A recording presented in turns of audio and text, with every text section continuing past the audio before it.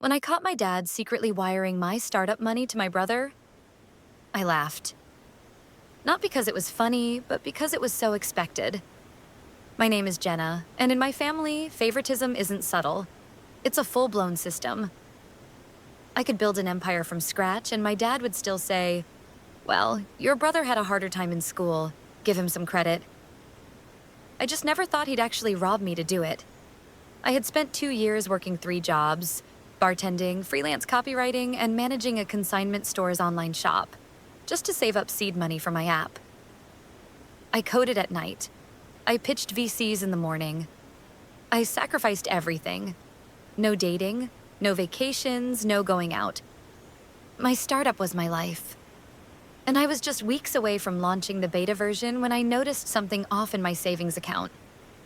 $32,000. Gone. At first, I thought maybe it was a glitch or something I'd authorized and forgotten. But when I checked the withdrawal slip, my stomach dropped. The wire transfer was made to an account under my brother Marcus's name. And the sender? My dad. I confronted my dad that same day. I'll never forget the way he looked at me. Calm, casual, like I was overreacting. "It's just money, Jenna," he said. "Marcus is trying to open his own gym. You'll be fine." "You stole from me," I hissed. "That was my business fund, my future." He shrugged. "You're always so dramatic. You're smart, you'll figure it out." I didn't scream. I didn't cry. I just walked out of the house, drove back to my tiny apartment, and stared at my vision board in silence. For 2 hours, that night, I made a decision. If my family was going to bet against me, then I'd become the storm they never saw coming. So here's how I went from broke to breaking my brother's company, piece by piece, in just 90 days. I started with research. I needed to know everything about Marcus's gym startup. He called it Iron House, which already sounded like a knockoff of a Marvel villain's lair. His branding was weak. His website looked like it was made on Windows 95, and his fitness program was basically stolen from free YouTube tutorials. But here's the kicker. He had no clue how to manage a business. None. Zero. His plan was to influence his way to success by partnering with low-tier TikTok trainers and doing shirtless challenges. And my dad gave him my money to fund this? Fine. If they wanted war, I'd bring the whole playbook. Step 1. Compete smarter. I pivoted my original app, which was a fitness tracker, and quickly retooled it to focus on community-based coaching, something his gym lacked entirely. People don't just want workouts, they want accountability. So I built features that let users form teams, challenge each other, and win real-world rewards. And I made the base version free. Step 2. Target his market. I launched a targeted ad campaign within a 15-mile radius of his gym. Not only that, I found his gym's Instagram, scraped his followers, and ran ads directly to them. Why pay for outdated workouts when you can join a community that actually helps you grow? That was my hook, and it hit hard. Within 3 weeks, his attendance dropped. Not massively, but enough to get noticed. He went live on Instagram and blamed haters and jealous people who want to steal his shine. He had no idea it was me. Week 4, I turned up the heat. I started recruiting his trainers. Quietly, anonymously. I found his most talented coach, Tasha, a nutritionist who also taught HIIT, and offered to sponsor her own online course through my platform. She said yes. A week later, she left his gym. By week 6, I launched a mobile version of the app. My user base tripled. Local influencers started using it. Not because I paid them, but because it worked. My app was building real results. Marcus? He started posting motivational quotes. The ones people post right before their life unravels. And my dad? He was still clueless.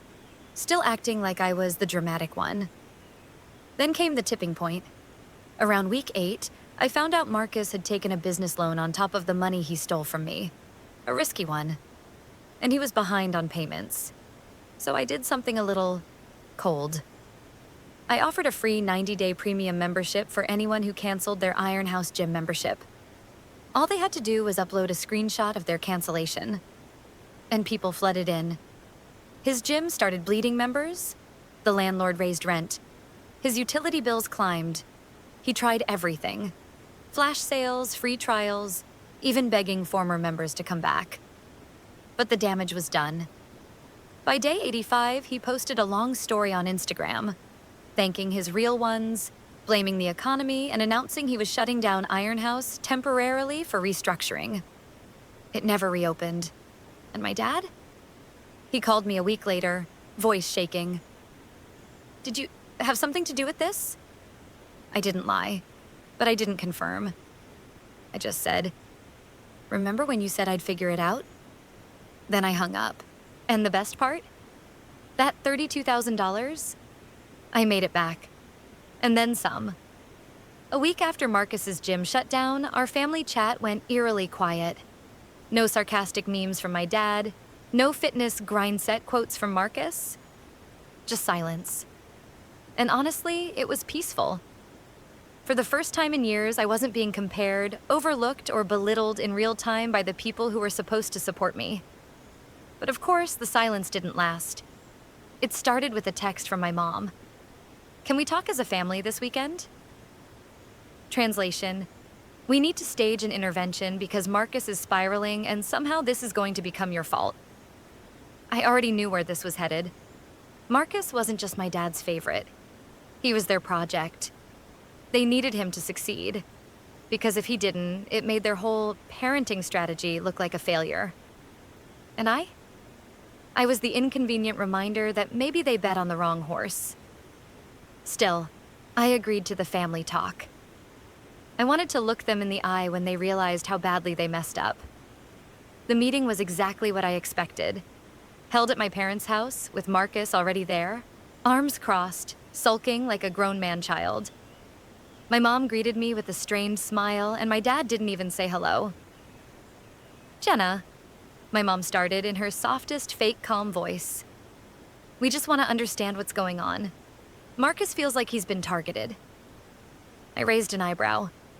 Targeted? Interesting choice of word for someone who stole my money. My dad jumped in. "We didn't steal. We redirected it to someone who needed it more." That was it. That was the moment I realized they weren't sorry. They weren't even embarrassed. They truly believed they were entitled to make that decision. Like my work, my savings, my sacrifices were all just family property to be shuffled around. I leaned back in my chair and smiled. "Then consider this the return on your investment." My mom blinked. "What do you mean?" I pulled out my phone, opened my app's dashboard, and turned the screen to face them. 22,000 users in under 3 months. My app is ranked in the top 50 of the health and fitness category. I just signed a partnership with a sportswear brand. I didn't need your help, but you sure made a great motivator. The room went dead silent. Marcus finally spoke up, his voice trembling with rage. "You sabotaged me." I shrugged. "Number I competed. You just weren't ready. But you stole my coach, my clients." "You mean the coach who you underpaid and ignored? The clients who left on their own after I gave them something better?" He lunged to his feet, fists clenched. My dad put a hand on his shoulder to calm him. And that's when it hit me. My success wasn't just a threat. It was an inconvenience. They wanted me to be smart, but not too smart. Ambitious, but not more successful than Marcus. They wanted me to be the backup plan. The one who helps, not the one who wins. So I stood up, gathered my things, and as I walked toward the door, I said something I'd been holding in for years. "You never saw me as the main character in this family, but I wrote my own story. And spoiler alert, I don't need a rewrite." I didn't wait for their reaction. I just walked out and closed the door behind me. The days that followed were a mix of sweet victory and surreal moments. I got messages from some of Marcus's former gym members thanking me for building something real. Trainers asked if I was hiring. Even some of my old high school classmates, people who used to roll their eyes at me during AP Computer Science, started reposting my app on their stories. But the highlight? Getting featured on a major tech blog. The headline read, "She got burned by her own family. then built a fitness empire in 90 days. The article didn't name names, but it didn't have to. Everyone in my hometown knew exactly who it was about. That article led to interviews. Interviews led to investor meetings. And within weeks, I secured a $250,000 seed round. Legitimate VCs. Real backing. I used that money to scale. Upgraded the app. Hired developers. Built a team. I wasn't just trying to prove a point anymore. I was building a future. But just as I was hitting new heights, guess who came knocking? Marcus. He showed up at my apartment unannounced. No text, no warning, just knocked like it was 2012 and we were borrowing DVDs again. I opened the door and he looked wrecked. Not like bad day, wrecked. I mean, sleeping in your car, no plans left, kind of wrecked. "Can I come in?" he asked. I should have said no, but curiosity got the better of me. He sat down, looked around like he hadn't seen furniture in weeks, and finally said, "I need a job." The silence in the room was loud. He wasn't joking. He wanted to work for me. The sister he once mocked for coding in pajamas. The same one he said would never make it without Daddy's help. Now he was asking me for a lifeline.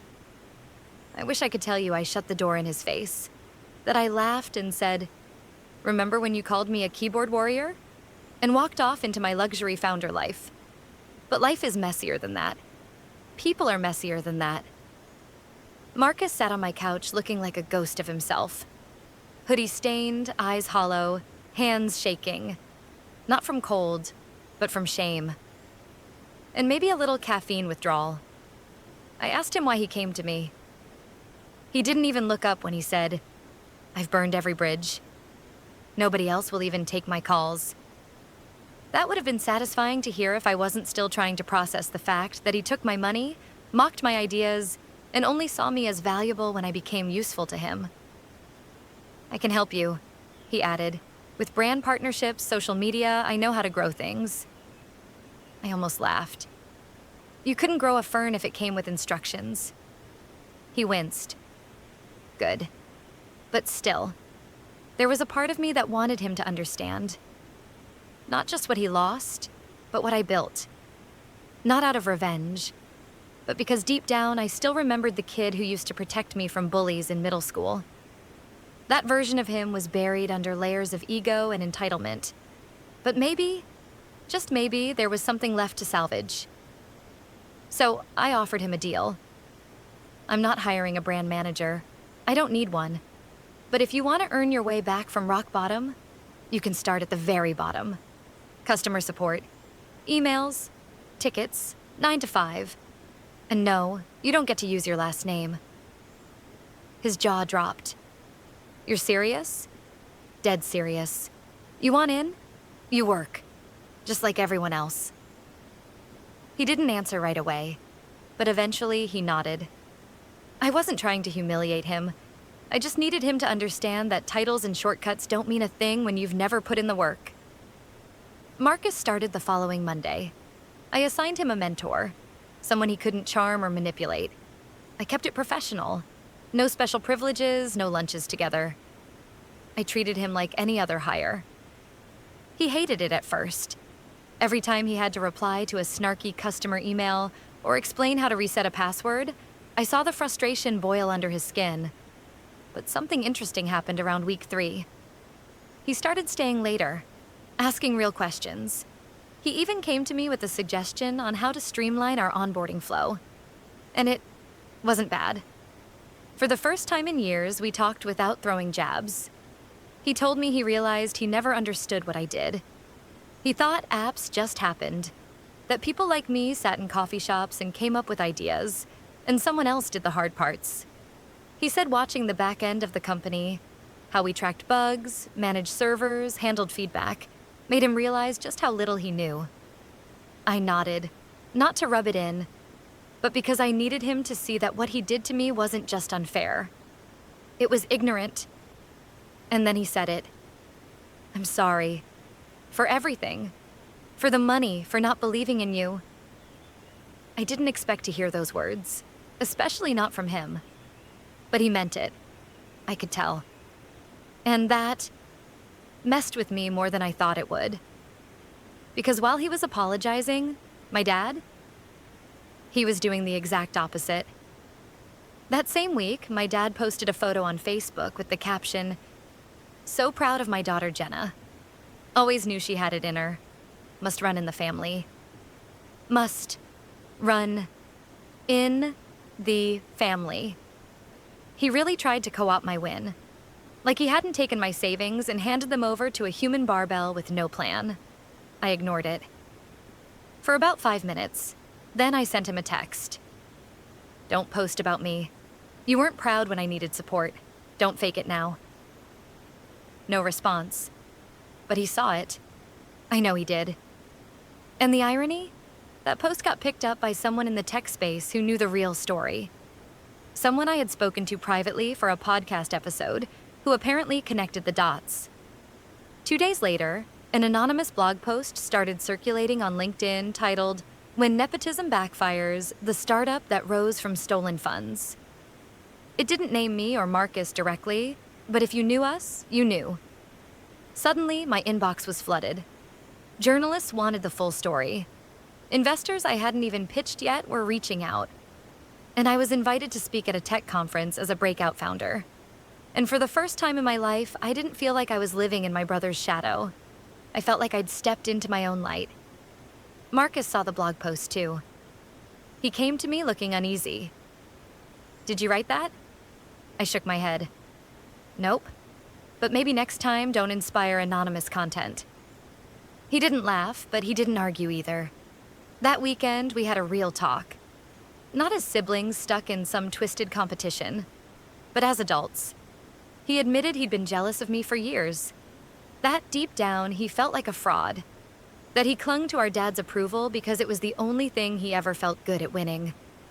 And I admitted that for most of my life, I never expected fairness from our family. Just a sliver of recognition. We both realized we were chasing the same thing. To be seen. Just in totally different, destructive ways. I won't say we magically became best friends. This isn't a fairy tale. But there was respect now. And understanding. And then came the moment that sealed everything. 3 months after Marcus started at my company, I got an email from a major VC firm. They wanted a meeting. Not just with me, but with us. They'd heard about the sibling rivalry turned business collaboration and saw potential. I walked into the VC's downtown office with Marcus by my side. It was surreal. 3 months ago, he was drowning in ego and unpaid invoices. Now, he wore a crisp polo, had a notepad in hand, and, get this, was actually early. The meeting wasn't just a formality. They came prepared. They'd done their homework, downloaded the app, and even tested the latest update. They liked what they saw. But what blew them away wasn't just our metrics, it was our story. How did you two go from sabotaging each other to scaling a tech company together? I looked at Marcus, and he gave a slight smirk. Sibling rivalry is brutal, but it builds endurance. They laughed. And I knew we had them. We didn't ask for a massive check. We asked for partnership, mentorship, strategic insight, and yes, funds to expand. Not because we needed validation, but because we were ready. They offered us $750,000 on the spot. I wish I could bottle that moment. The disbelief, the rush, the payoff of every insult, every doubt, every slammed door that led to this one opening wide. After the meeting, Marcus and I went out for tacos, something we hadn't done since we were teenagers. And over carne asada and too much hot sauce, he finally said something I never thought I'd hear. "You didn't just build an app. You built something real. And I'm lucky to be part of it." I didn't get choked up. Okay, maybe a little, but the full circle moment was undeniable. And just when I thought life couldn't throw another twist at me, guess who called? Dad. No text this time. No forwarded article. Just a straight-up phone call. I didn't answer it. He left a voicemail. I listened to it hours later, standing in front of the mirror, brushing my teeth. "Jenna, I owe you an apology. I should have supported you from the beginning. I was wrong to use your money without asking. I see that now. If you're open to it, I'd like to talk. No expectations, just talk. It wasn't a perfect apology, but it was a start. Still, I didn't call back. Not right away. Because for once in my life, I wasn't the one chasing approval. I was the one deciding what I wanted, and I needed space to figure out if forgiveness was even on the table. But here's the thing. What happened with my dad? It lit a fire under me. Not just out of revenge, but because I realized something powerful. When people stop believing in you, you have two options. Fold, or build something so big they can't ignore you anymore. I chose to build.